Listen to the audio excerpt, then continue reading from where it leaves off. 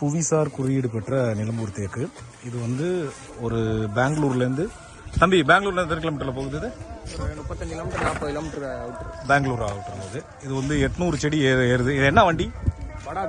வடா டோஸ்ட்டில் வந்து ஒரு 800 செடி ஏறுது. இது பார்த்தீங்கன்னா நம்ம வந்து ஒரு அடி 1.5 அடிக்குள்ளே தான் சொல்லியிருந்தோம். உயரமாக தான் ஏறுது. வந்து உங்களுக்கு புவிசார் குறியீடு பெற்ற நிலம்பூர் தேக்கு நல்ல நீர்வளம் இருக்கும் பட்சத்தில் ஒரு வருஷத்துலேயே பார்த்தீங்கன்னா உங்களுக்கு வந்து 14 அடியிலேருந்து 20 அடி உயரம் வளர்ந்துருக்கு. இதை டெஸ்டிமோனியல் வீடியோலாம் நிறையா விட்டுருக்கோம்.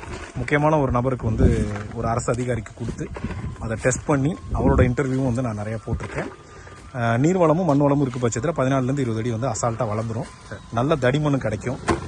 இதெல்லாம் வந்து 75 வருடம் கடந்த தாய் மரத்துலேருந்து கேரளா ஃபாரஸ்ட் டிபார்ட்மெண்ட்டில் விதைகள் வாங்கி அதை குறைந்தபட்சமே வந்து ஒரு வருஷம் வந்து கிழங்கு வந்து போட்டு அதை கிழங்கா எடுத்து ஒரு 12லேருந்து 14 மாதத்தில் கிழங்கா எடுத்து அதை இந்த பேக்கில் ஊனி இந்த பேக்கில் வந்து ஒரு 6-7 மாதம் வளர்க்கும் போது குறைந்த